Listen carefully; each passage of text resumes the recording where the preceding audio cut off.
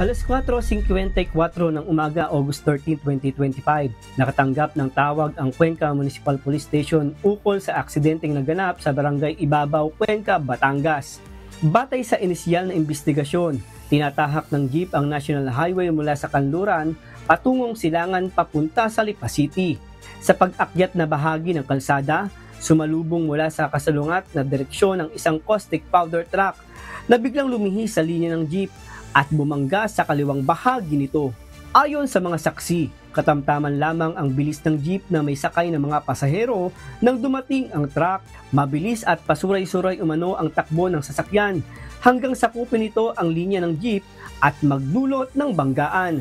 Sa lakas ng impact, tumaob ang jeep. Nasawi ang driver ng jeep na si Reynaldo matapos magtamo ng malubhang pinsala at idineklarang dead on arrival sa Martin Barasigan District Hospital. Pawang nagtamo ng iba't ibang sugat at isinugod sa ospital. Ilan sa kanila ay inilipat pa sa ibang pagamutan para sa mas masusing gamutan. Agad namang nahuli ang driver ng truck matapos itong tumakas at sa pamamagitan ng mga drone na ginamit ng PNP, agad na natunton ang sospek. Aris Silvestre, humahataw sa balita ngayon.